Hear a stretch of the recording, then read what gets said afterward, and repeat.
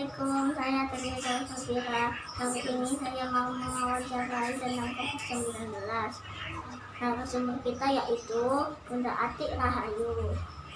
Beliau adalah seorang perawat di salah satu rumah sakit di Surabaya. Halo, apa kabar Bunda?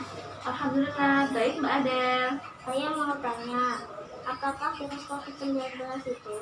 Virus COVID-19 itu adalah virus yang menyerang saluran pernapasan. Ya. Terus apa saja gejala jika terkena COVID-19?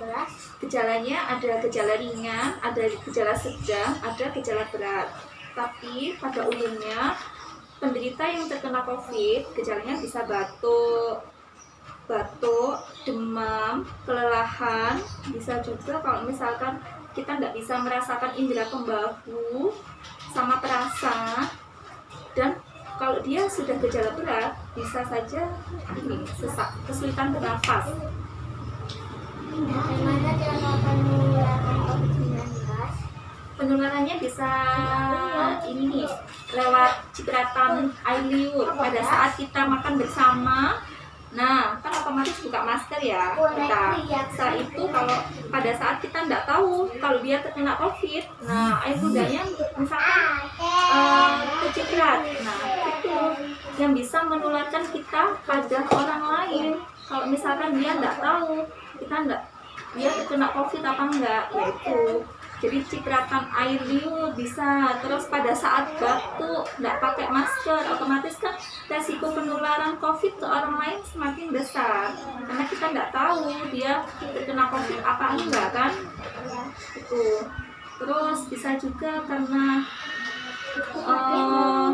rosot dan lain-lain. Siapa saja yang bisa terkena COVID-19? Biasanya yang terkena COVID ini yang paling rentan itu resiko tertinggi bisa siapa aja yang tertular dengan penyakit ini. Tapi yang paling fatal jika orang tersebut terkena COVID-19 biasanya pada ibu hamil, ibu lanjut usia, dan orang yang punya penyakit tertentu, misalkan penyakit diabetes itu pada saat dia kena virus ini, nah efeknya bisa fatal gitu. Bagaimana cara mencegah supaya tidak terkena COVID-19? Nah, cara mencegahnya kita bisa, misalkan ya, kita pakai masker. Kemana-mana keluar kita harus pakai masker. Terus menghindari kerumunan, jaga jarak. Jadi jaga jarak misalnya 1 meter sama satu orang ke orang lain.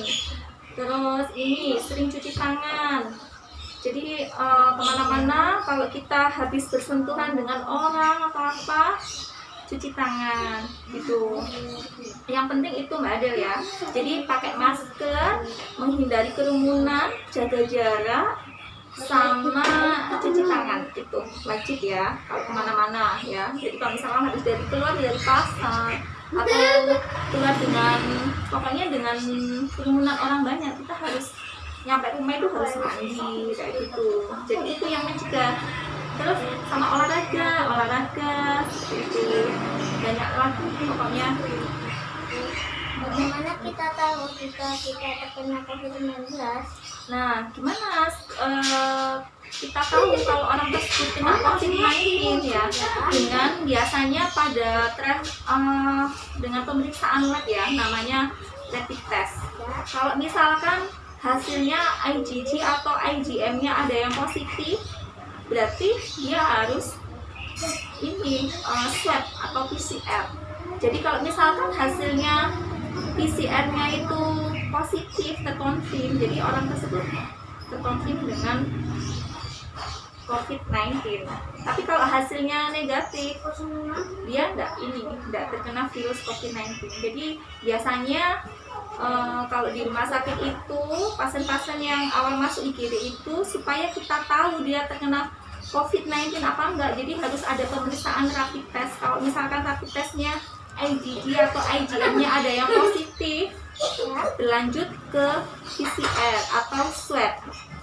Dan selain itu juga dilakukan foto ronsen. Kalau foto ronsennya hasilnya pneumonia, kita konsulkan dulu ke dokter spesialis paru. Baru kalau memang hasil bacaannya itu mengarah ke COVID, Ya. baru biasanya dibedakan pasien dengan istilahnya PDP ya, pasien PDP kayak gitu. Jadi tidak dicampur dengan pasien-pasien yang lain. Jadi orang kesimpulannya kalau orang tersebut positif atau tidaknya harus ada pemeriksaan penunjang dulu, yaitu dengan rapid test sama swab dan biasanya foto ronsen itu. Mbak Adel. Apa saja yang harus dilakukan jika sudah terkena COVID-19? Apa saja? Oh, misalnya gini ya, untuk mencegah biar kita tidak terkena COVID ya. Ya.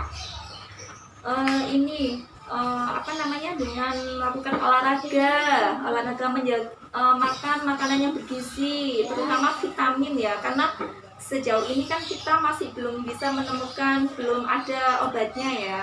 Jadi obat Apa saja yang harus dilakukan jika sudah terkena COVID-19? kalau kita sudah terkena COVID-19 ya, kita harus isolasi mandiri. Isolasi mandiri di rumah. Jadi kita nggak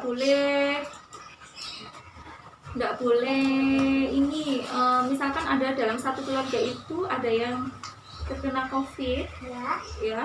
Jadi salah satu orang tersebut misalkan dia gejalanya cuma gejala ringan saja, mungkin tidak perlu perawatan ke rumah sakit ya. Jadi harus isolasi mandiri di rumah.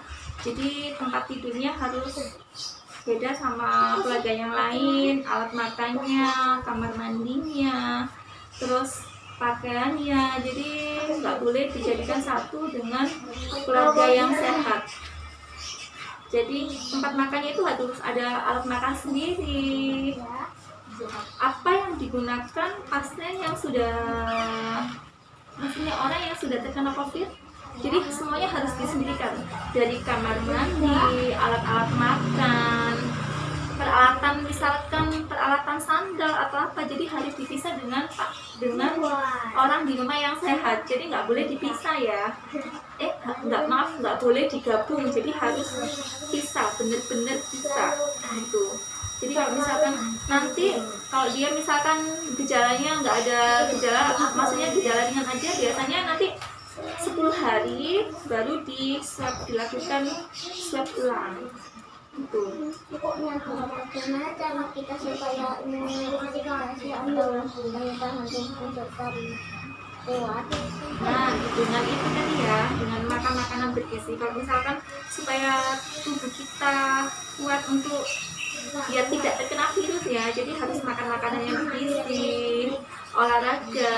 Makanan bergizi termasuk harus banyak protein ya. Biasanya gini, kalau pasien-pasien COVID itu jadi harus biasanya tiap hari itu makan telur.